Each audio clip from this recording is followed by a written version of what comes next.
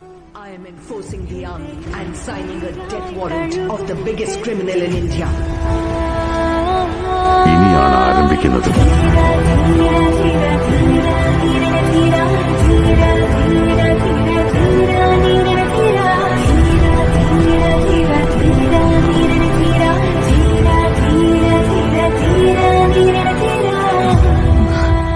ഒറ്റയ്ക്ക് പോണം.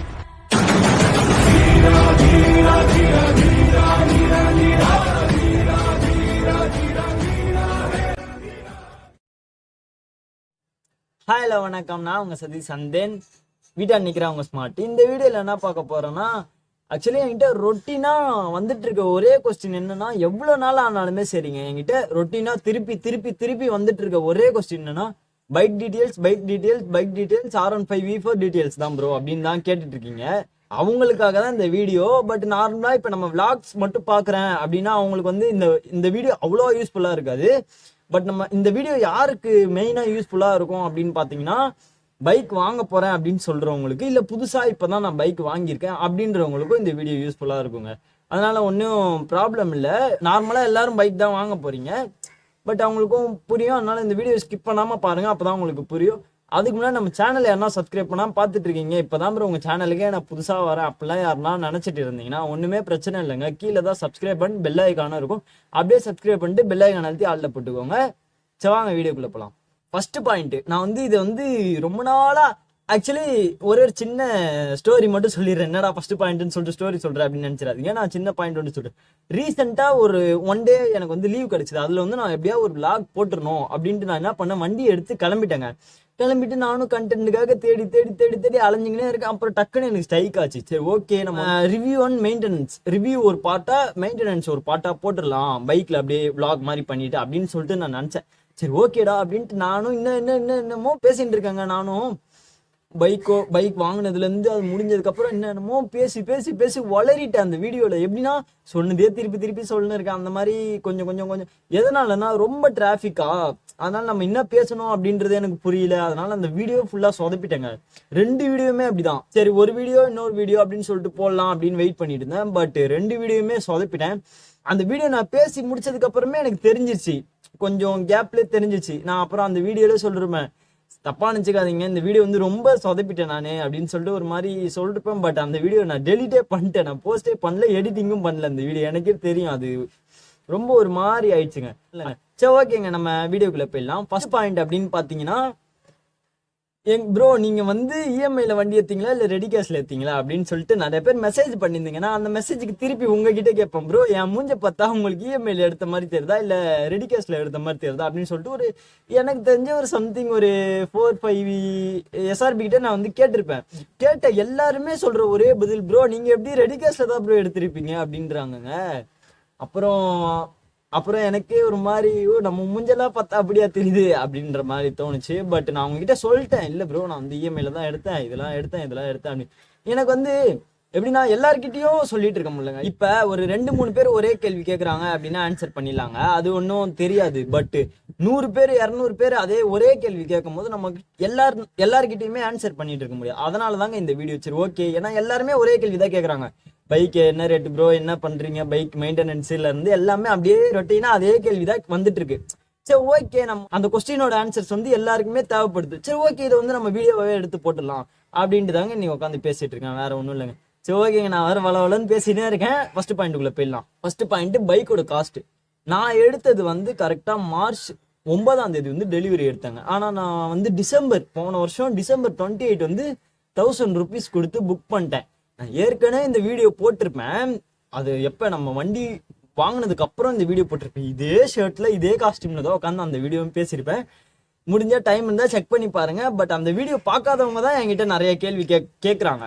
அந்த வீடியோ வந்து 6.1 lakh 6.1 lakhன்ற பாருங்க 6.1K கிட்ட போயிருக்கும். அந்த வீடியோ தான் இருக்கிறதுலே நம்மளுக்கு வந்து வியூ அதிகமாக போன வீடியோ. பட் அந்த வீடியோவுமே நிறைய பேர் பார்க்காதனால தான் அந்த மாதிரி கேள்வி கேட்குறீங்க. சரி, அவங்களுக்குலாம் வந்து ஆன்சரா இருக்கும் இந்த வீடியோ, அவங்க கொஸ்டினுக்குலாம் வந்து இந்த வீடியோ ஆன்சரா இருக்கும் அப்படின்ட்டு தாங்க உட்காந்து பேசிட்டு இருக்கேன், வேற ஒன்றும் இல்லை. சரி, நம்ம வந்து ஃபர்ஸ்ட் காஸ்ட்டுக்கு போயிடலாம். நான் அன்னைக்கு எடுக்கும்போது 28, போன வருஷம் வந்து 28 புக் பண்ணும் போது 2 lakh, தமிழ்லயே சொல்லிடுறேன், இங்கிலீஷ்ல வந்து மறந்துடுது. 2,02,000 சில்றங்க. நான் வந்து 28 புக் பண்ணும் போது அப்புறம் கொஞ்சம் கொஞ்சமா வந்து அவங்க வந்து காசு என்ன ப்ரோ ஆச்சு எல்லாருமே கேட்கற மாதிரி தான். நான் வந்து இஎம்ஐ எல்லாமே அப்ரூவல் வாங்கிட்டாங்க. அக்கா பேர்ல தான் எடுத்தேன். அக்கா வந்து சேலரி அக்கௌண்ட் அக்காது. எனக்கு வந்து தர மாட்டேன்ட்டாங்க. நம்மளுக்கு 20 தானே ஆகுது ஏஜ். 23ல தான் வந்து ஃபினான்ஸ் வந்து ஓப்பன் பண்ணுவாங்க அப்படின்னு சொல்லிட்டாங்க. சரி ஓகே, எனக்கு வந்து ப்ராப்ளம் இல்லை. பைக் எடுக்கிற அந்த குஷியில வந்து நான் என்ன பண்ணிட்டேன், எங்கள் அக்காவெல்லாம் கழுத்து மலையை வச்சு கூட்டின்னு போறேன், வா நீ ஒழுங்கா வா, ஷோரூமுக்கு வரலன்னா உன்னை அவ்வளோதான் அப்படின்னு சொல்லிட்டு, அது எல்லா வீட்லயும் நடக்கிறது தான். அது ஒரு கிரேஸ்ல ஒரு பைக் எடுக்க போறோம், இவங்களாலதான் நம்மளுக்கு பைக்கே கிடைக்க போகுது அப்படின்னா அவங்களுக்கு வந்து எல்லாமே பண்றது. நிறைய பேர் வீட்டுல அவங்களுக்கு வந்து ஐஸ் வைக்கிறது அந்த மாதிரி. நம்மளாம் அப்படி கிடையாது. மிரட்டுதல் அடித்தல் தான். நம்மளாம் வந்து ஏய் வரியா இல்லையா அவ்வளவுதான் வந்து வந்துருவாங்க. அதெல்லாம் நான் வந்து ஒரு 10-15 வாட்டி கூட்டு போயிட்டு ஷோரூமுக்கு வீட்டுக்கோ அலைஞ்சி அது செம்ம திட்டு வாங்காத குறை, வீட்டுல திட்டு வாங்காத குறை, அதெல்லாம் நடந்ததுதான். அதெல்லாம் அப்படியே போயிட்டு நாங்க வண்டி எல்லாமே பார்த்துட்டு இது பண்ணிட்டோம். அதுக்கப்புறம் வந்து எனக்கு வந்து 50 கட்ட சொன்னாங்க. கரெக்டா ஆக்சுவலி 50 கட்ட சொன்னாங்க. பட் நான் வந்து 70 கட்டுறேன் ப்ரோ அப்படின்னு சொல்லிட்டேன் அவங்க கிட்ட ஷோரூம்ல. 70 கட்டிக்கிறேன் ப்ரோ நான் அப்படின்னு சொல்லிட்டு அப்புறம் 70 கட்டிட்டு அதெல்லாம் அப்படி இப்படி ப்ராசஸ் ஆகி 3 இயர்ஸ்க்கு வந்து 5,000 போட்டாங்க. நான் இது எப்போ சொல்றேன்னா மார்ச் 9 அன்னைக்கு நான் டெலிவரி எடுக்கிறேன். மார்ச் ஸ்டார்டிங்ல நான் கட்டிட்டேன். அந்த மாதிரி எல்லா காசையும் கட்டிட்டேன். அப்போ வந்து பைக் ரேட் வந்து 2,800 ஆயிடுச்சுங்க. அப்போ 6,000 கிட்ட அதிகமாயிடுச்சு 3 monthsல. சரி ஓகே 6,000 தானடா அதிகம் அப்படின்னு சொல்லிட்டு வாங்கிட்டேங்க நானும் பைக்கு.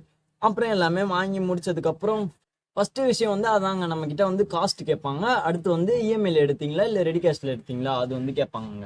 செகண்ட் பாயிண்ட் அப்படின்னு போயிட்டோம்னா வந்து பைக்கோட மைலேஜ். இது நிறைய பேர் கேட்பீங்க. பட் நான் வந்து இன்னுமே பைக் மைலேஜ் டெஸ்ட் வந்து நான் பண்ணதே கிடையாதுங்க. அதுவுமே நம்ம வீடியோ ஃபர்ஸ்ட்ல இருந்து பாக்குறவங்களுக்கு எல்லாருக்குமே தெரிஞ்சிருக்கும். ஏன் பண்ணதில்லை அப்படின்னா அது வந்து ஃபியூல் இன்ஜெக்டர் இப்போ வரது எல்லாமே ட்ரைவ் பண்ணிட்டோம்னா மைலேஜ் வந்து அடி வாங்குங்க. ஒரு வாட்டி ட்ரைவ் பண்ணா கூட மைலேஜ் கொஞ்சம் டிஃப்ரெண்ட் ஆகும். அது எனக்கு நல்லாவே தெரியும். ஃபர்ஸ்ட் வந்து கார்பெட்டா அதனால ப்ராப்ளம் இல்லைங்க. இப்போ வந்து ஃபியூல் இன்ஜெக்டர் அப்படின்றனால நான் வந்து என் செல்லத்தை வந்து நம்ம ஸ்மார்ட்டை வந்து அவ்வளோ நம்மளுக்கு தெரிஞ்சே ஒரு விஷயத்த பண்றக்கூடாது, தெரிஞ்சே ஒரு தப்பை பண்றக்கூடாது. தெரியாம பண்ணிட்டோம் அப்படின்னா அது வேற விஷயங்க. தெரிஞ்சே அந்த தப்பு பண்ணா ரொம்ப வலிக்கும். அதனாலதான் நான் வந்து ஸ்டார்டிங்லேயே நான் சொல்லிருப்பேன், நான் வந்து மைலேஜ் டெஸ்ட் கண்டிப்பா பண்ண மாட்டேங்க அப்படின்னு சொல்லிட்டு சொல்லிருப்பேன். நிறைய பேருக்கு தெரிஞ்சிருக்கும். அதனால தாங்க நான் மைலேஜ் டெஸ்ட் பண்ணல. ஆனால் எனக்கு தெரிஞ்ச வரையும் லிட்டருக்கு 45+ தராங்க. எப்படின்னா நார்மலா க்ரூசிங் ஒரு 50 to 60 70 அந்த ரேஞ்சில் போறோம். அதாவது டிராபிக்ல சொல்றேன், நம்ம சென்னை கண்டிஷன்ல சொல்றேன், ஒரு 45+ தராங்க. தாராளமா தரான். ஹைவேல போகும்போது இன்னுமே கொஞ்சம் நல்லா தருவான். பட் நம்ம நல்லா வலிச்சு ஓட்டுறோம், ஒரு 100 to 120 130 அந்த மாதிரி நல்லா ஓட்டுறோம் அப்படின்னா மைலேஜ் வந்து அடி வாங்குவாங்க. கண்டிப்பா எல்லா பைக்லயுமே கொஞ்சம் டிராப் ஆகும். அதனால நான் வந்து யார் மைலேஜ் என்ன கேட்டாலுமே 45+ அப்படின்னு தான் அங்க சொல்லுவேன். அதனால அது ஒரு சில பைக்ல வந்து 50 தரும், ஒரு சில பைக்ல 60 தருது. V4லாம் நான் நிறைய ரிவ்யூ பார்த்துருக்கேன், மைலேஜ் டெஸ்ட்டும் பார்த்துருக்கேன். பட் நான் வந்து மைலேஜ் டெஸ்ட் பண்ணா நம்ம வீடியோக்குமே வியூஸ் அதிகமா போகும். நிறைய பேர் சொல்லிருப்பீங்க. பட் நம்ம அந்த ஒரு வீடியோ வியூஸ் போகுது அப்படின்றதுக்காக நான் வந்து ஸ்மார்ட்டை வந்து கொடுமை பண்றதுக்கு விரும்பலைங்க. அதனாலதான் நான் வந்து இனிமே அந்த வீடியோ போடாம இருக்கேன் மைலேஜ் டெஸ்ட். இல்லைன்னா நான் எப்பயோ போட்டிருப்பேங்க. இது இவ்வளோ பண்ணிட்டோம் நம்ம ஒரு மைலேஜ் டெஸ்ட். ஆஃப்டர் ஆல் ஒரு 1 லிட்டருக்கு பெட்ரோல் அடிச்சுட்டு எவ்வளோ போகுது என்ன இது அப்படின்னு பாக்குறது ஒன்றும் பெரிய விஷயம் கிடையாது. அதனால தாங்க நான் போடாம இருக்கேன், வேற ஒன்றும் இல்லை, தப்பா நினச்சிக்காதீங்க. அடுத்து 3வது பாயிண்ட் வந்து பெயின்ஸ் கேட்குறீங்க. பெயின்ஸ்னா வலி எப்படி இருக்கு அப்படின்னு சொல்லிட்டு. இந்த ரிஸ்ட் பெயின் வந்து ஃபர்ஸ்ட் வண்டி எடுத்த ஒரு 2 days 3 daysல வந்து இந்த ரிஸ்ட் பெயின்னா ரொம்ப ஹெவியா வலிக்கும் ரிஸ்ட். அப்புறம் புதுசா நீங்க ஹெல்மெட் போடுறீங்க அப்படின்னா இந்த நெக் பெயின் கண்டிப்பா வரும். அதுவும் கோப்ரோலாம் மாட்டிக்கிட்டீங்கன்னா கஷ்டம். ஏன்னா கோப்ரோ அரௌண்ட் ஒரு 1 kg கிட்ட வந்துருங்க அந்த செட்டப் ஃபுல்லா இல்லாத. அதுவும் உங்களுக்கு ஹெல்மெட்டே ஹெவியா இந்த நெக் வலிக்கும். மெயின் இந்த ரிஸ்ட் இந்த இடம் தான் ரொம்ப வலிக்கும். அதாவது நம்ம ஃபுல் பாடியோட வெயிட் அப்படியே ஃப்ரண்ட்ல இப்படி இருப்போம்ல, இப்படி இருக்கும்போது என்ன ஆகும்னா இந்த இடம் ஓவரா வலிக்குங்க. அது நான் நிறைய வீடியோல சொல்லிருப்பேன். பெயின் வந்து அது அப்படியே ஓட்ட சில பேருக்கு பழகிடும், சில பேருக்கு எப்பவுமே இருக்கும். பட் எனக்கு இது வரையும் பேக் பெயின் அந்த மாதிரிலாம் வந்தது கிடையாது. சொல்ல முடியாது, ஃபியூச்சர்ல வரலாம். அப்படியே ஓட்ட பழகிருச்சுங்க பெயின்லாம். அதெல்லாம் அப்படியே முடிஞ்சு போச்சு. அந்த பெயின்லாம் இப்பெல்லாம் வரதே கிடையாது உண்மையா சொல்ல போனா. 4வது விஷயம் வந்து ரஸ்ட் இஷ்யூ தான் கேட்குறீங்க. ரஸ்ட் இஷ்யூ வந்து வருதா அப்படின்னு கேட்குறீங்க. ரஸ்ட் இஷ்யூனா ஒன்றும் இல்லைங்க, துரு பிடிக்கிறது தான். டிஸ்க் பேட்ல வந்து துரு பிடிக்கிறது தான். அதை பத்தி தான் நிறைய பேர் கேட்குறீங்க. என்கிட்ட நல்லா ஞாபகம் இருக்கு. அது வந்து ரஸ்ட் இஷ்யூன்றது எல்லா பைக்லயுமே இருக்கும். எல்லா பைக்ல விட இந்த R15 V4ல வந்து கொஞ்சம் ஹெவி தாங்க நான் சொல்லுவேன். பட் நம்ம ஸ்மார்ட்ல இது வரையும் 1 time கூட வந்தது கிடையாது. அது எதனாலனா நம்மளோட மெயின்டெனன்ஸ்ங்க. அதாவது உங்க பைக்ல ரஸ்ட் இஷ்யூ வரதும் வராததும் உங்க கையில தாங்க இருக்கு. ஓப்பனா சொல்லணும் அதுதான். நீங்க வந்து அந்த பைக் எப்படி பாத்துக்கிறீங்க அதை பொறுத்து தான் இருக்கு. நான் இந்த ரஸ்ட் இஷ்யூ பத்தி மெயின்டெனன்ஸ் வீடியோல பேசுறேன் கண்டிப்பா. நெக்ஸ்ட் இந்த வீடியோ இப்ப பேசிட்டு இருக்கேன்ல, இந்த வீடியோ முடிச்சது அத்த கையோடயே நான் மெயின்டெனன்ஸ் வீடியோ பேசிடுவேன். அது வந்து ஒரு 2 days எப்பயும் போல ஒரு 2 days கழிச்சு நான் வந்து போஸ்ட் பண்றோங்க. அதனால ரஸ்ட் இஷ்யூ பத்தி தெளிவா மெயின்டெனன்ஸ்ல பேசிடுறேன்.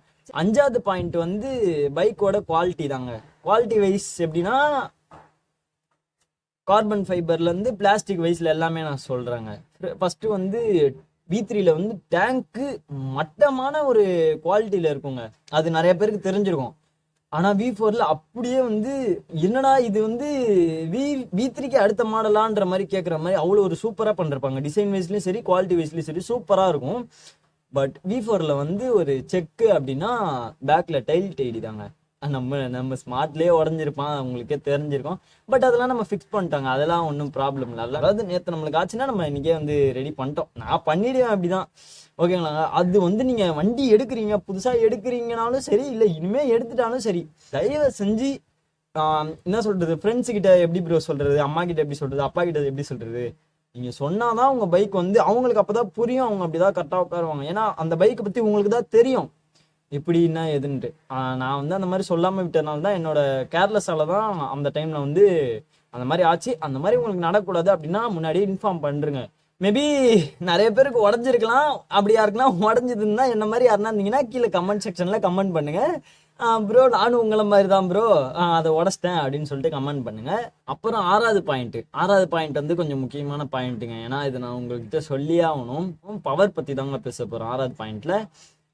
பவர்னு வந்துட்டா நான் இப்போ என்ன நான் சொல்றது, அந்த மாதிரி தாங்க சொல்லணும். ஏன்னா R15V4ஓட பவர் வந்து நீங்க எக்ஸ்பெக்ட் பண்றது ஒரு மாதிரி இருக்கும்.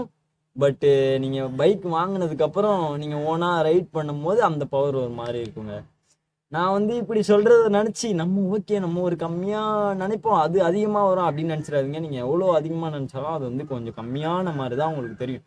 பட் நீங்க ஆர்சிலாம் ஓட்டிட்டு நார்மலா இப்ப சொல்றேன், உங்க ஃப்ரெண்ட்ஸ் பைக்கு நம்ம வந்து அந்த வீடியோல ஆர்சிலாம் ஓட்டுறது அதெல்லாம் பத்தி நம்ம பேசியிருப்போம். அங்க ஒருத்தர் என்ன திரும்ப கமெண்ட் பண்ணியிருந்தாரு, ஆர்சி ஓட்டுறவன் எதுக்குடா V4 வரான் அப்படின்னு சொல்லிட்டு கமெண்ட் பண்றாரு. நம்ம என்ன பேசுறோம் அப்படின்றதே நிறைய பேருக்கு தெரிய மாட்டேங்குது. அதனால இல்ல அது அவங்களோட தப்பா இல்ல மேபி நான் வந்து தப்பா பேசுறேன்னா அப்படின்னு எனக்கு சரியா தெரியல.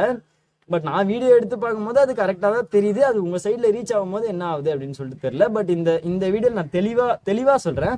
நீங்க யாருன்னா உங்க ஃப்ரெண்டோட ஆர்சி ஓட்டி இருந்தீங்கன்னா புரிஞ்சுதாங்க உங்களுக்கு.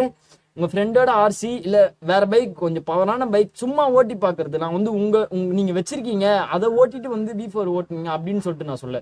உங்க ஃப்ரெண்ட்ஸோட பைக் எப்படி இருந்தாலும் ஓட்டி இருப்பீங்க, நீங்க நிறைய பேர் ஓட்டி இருப்பீங்க. அந்த மாதிரி ஓட்டிட்டு நீங்க வந்து V4 இல்லைன்னா V4M அந்த மாதிரி எடுக்கிறீங்க அப்படின்னா கண்டிப்பா பவர் வந்து கம்மியா தான் தெரியுங்க. ஏன்னா ஆர்சியோட பவர் வந்து வேற, அதுக்கும் இதுக்கும் வந்து கம்பேரே பண்ண முடியாது. பட் வந்து நீங்க பவருக்காக வந்து V4 எடுக்கிறேன் அப்படின்னா கண்டிப்பா எடுக்காதீங்க, சத்தியமா சொல்லுவேன். நான் எப்படின்னா நான் வந்து பைக் எடுத்து 3 month கிட்ட ஆயிடுச்சு, 3 month மேலேயே ஆயிடுச்சு. பட் நான் 1 month கூட இல்லைங்க, ஒரு 1 week 2 weekலயே வந்து எனக்கு தெரிஞ்சிருச்சு பவர் வந்து ரொம்ப கம்மி அப்படின்ட்டு. 2 weekலயே அவன் வந்து எனக்கு குழந்தை மாதிரி ஆயிட்டான். எப்படின்னா ரொம்ப ஈஸி, அது ஒரு எல்லா பைக்கருக்கும் தெரிஞ்சிருக்கும். அவங்க பைக் வந்து சீக்கிரமா நம்மளுக்கு கம்ஃபர்டபுள் ஆகி ஒரு அண்டர்ஸ்டாண்ட் ஆகி ஒரு நல்லா இருக்கும், அந்த ஃபீல் கூட சூப்பரா இருக்குங்க. பட் எனக்கு வந்து அவன் ரொம்ப குழந்தை மாதிரி ஆயிட்டான், ரொம்ப ஈஸிலி மாதிரி ஆயிட்டான். ஒரு ஃபுல் பவருக்கு அப்புறம் என்னடா இவன் கிட்ட இவ்வளவுதான் பவரா அப்படின்ற மாதிரி எனக்கு வந்து தாட் வந்துச்சு. அது மேபி இருக்கலாம், பட் என்ன எதுன்னு தெரியல எனக்கு சரியா. அதனால பவருக்காக எடுக்கிறேன் அப்படின்னா எடுக்காதீங்க அப்படின்னு நான் சொல்ல, பட் நல்லா யோசிச்சு எடுத்துக்கோங்க. ஏன்னா பவர் வந்து கொஞ்சம் கம்மி தான். பட் டாப் ஸ்பீடு அப்படின்ற போது வந்து 148 போதுங்க, அது ஒன்றும் ப்ராப்ளம் இல்லை. பட் நான் வந்து சொல்றது பிக்கப்ல சொல்றேன், பவர் கம்மி அவ்வளவுதான். அதுக்கப்புறம் எதுவும் பேச விரும்பல. 7th பாயிண்ட் வந்து டாப் ஸ்பீடுங்க. டாப் ஸ்பீடு அப்படின்னும் போது நம்ம வீடியோலயே பார்த்துருப்பீங்க 148 அவ்வளவுதாங்க. அதுக்கு மேல ஏறவும் இல்லை இறங்கவும் இல்லை. 147 148 அப்படி போச்சு. நான் சொல்றது V4 சொல்ல, என் பைக்கு சொல்றேன், என்னோட ஸ்மார்ட்டை சொல்றேன். நான் நம்ம ஒரு வீடியோல பார்த்துருப்பீங்க நீங்க, 148 போச்சுங்க. எப்படின்னா அந்த 148 போறதுக்கே முக்குன்னு முக்குச்சுங்க. எப்படி அந்த 148 போறதுக்கு எப்படி ஒரு 2 கிலோமீட்டர் கிட்ட ஆயிருக்குங்க. 2 கிலோமீட்டர்ஸ் வந்து ரைட் பண்ணாதான் 148 தொடர மாதிரி அந்த மாதிரி ஃபீல் ஆச்சு எனக்கு. ரொம்ப நேரம் இழுத்து அந்த மாதிரி ஃபீலா இருந்தது. அதுக்கு மேல ஏர்ல மேபி பெரிய ரோடு, அதுவே பெரிய ரோடு தான். அதுலயுமே நான் 148ல இன்னுமே நல்லா முறுக்கினே தான் அந்த 150யாவது போடா நோபு அப்படின்ற மாதிரி முறுக்கிட்டு தான் இருந்தேன். பட் போல மேபி நம்ம வேற எதனா ஃபியூச்சர்ல ரைடு போகும்போது அப்போ வந்து நம்ம ட்ரை பண்ணி பார்க்கலாம். நான் அதுலயும் அப்டேட் பண்ணிடுறேன் உங்களுக்கு டாப் ஸ்பீட் எவ்வளவு போகுது அப்படின்னு. இப்ப வெறும் 148+ அப்படின்னு வச்சுக்கலாங்க. அவ்வளவுதான், வேற ஒண்ணும் இல்ல. ஆல்மோஸ்ட் இந்த வீடியோல நான் எல்லாமே கவர் பண்ணிருப்பேன் அப்படின்னு நினைக்கிறேன். உங்க சைட்ல இருந்து வேற எதனா கொஸ்டின் இருக்கும். ஏன்னா எனக்கு தெரியும், நான் பைக் வாங்க போகும்போது வந்து எவன் வீடியோ போட்டுட்டு இருப்பான் யூடியூப்ல. அந்த வீடியோலாம் போய் பார்க்கும்போது எனக்கு தேவையானது அதுல இருக்காது. உங்க சைட்ல இருந்து அந்த ஃபீல் வந்து உங்களுக்கு வந்துடக்கூடாது. ஏன்னா உங்க தாட்ல என்ன இருக்கும், உங்களோட கொஸ்டின் எப்படி, என்னோட ஆன்சர் எப்படி அப்படின்றது தெரியாது. நான் வந்து எனக்கு தெரிஞ்ச வரையும் சொல்லிருக்கேன். பட் நிறைய பேர் என்கிட்ட கேட்ட வரையும் அதை வச்சு இந்த வீடியோ மேக் பண்ணிருக்காங்க. சப்போஸ் இந்த வீடியோ யாரா புதுசா பாக்குறீங்க அப்படின்னா உங்களுக்கு வந்து டிஃப்ரெண்டான கொஸ்டின்ஸ்லாம் இருக்கும். சரி ஓகே, இந்த வீடியோ இந்த கொஸ்டின் இந்த ஆன்சர் அவர் சொல்லவில்லை, இதை பத்தி பேசவில்லை அப்படின்னு உங்களுக்கு ஒரு மாதிரி ஃபீல் இருந்ததுன்னா ஒன்றும் பிரச்சனை இல்லை. நம்ம இன்ஸ்டா ஐடியும் கீழே தான் இருக்கு. அப்படியே மெசேஜ் பண்ணி என்கிட்ட வந்து கேளுங்க, நான் கண்டிப்பா ஆன்சர் பண்ணுவேன். அப்படின்னா யூடியூப்லயுமே கமெண்ட் பண்ணுங்க, நான் கண்டிப்பா ரிப்ளை பண்ணுவேங்க. சரி ஓகேங்களாங்க, வேற ஒண்ணும் இல்ல. அப்புறம் 8th பாயிண்ட் சொல்ல மறந்துட்டேன் பாருங்க. நம்ம வீடியோ யாரா புதுசா பாத்துட்டு இருக்கீங்க, இப்பதான் ப்ரோ நான் உங்க வீடியோவே பாக்குறேன் அப்படிலாம் யாரா நினைச்சிருந்தீங்கன்னா ஒண்ணுமே பிரச்சனை இல்ல. கீழே தான் சப்ஸ்கிரைப் பண்ணி பெல் ஐக்கானும் இருக்கும். அப்படியே சப்ஸ்கிரைப் பண்ணிட்டு அந்த பெல் ஐக்கான் அழுத்தி ஆப்லயே ஆள்ல போட்டுக்கோங்க. அப்புறம் 9th பாயிண்ட் வந்து இந்த வீடியோ இதோட முடிச்சுக்கிறேங்க. அப்புறம் 10th பாயிண்ட் வந்து நெக்ஸ்ட் வீடியோல வந்து உங்களை மீட் பண்றேன். அது வரையும் பாய்.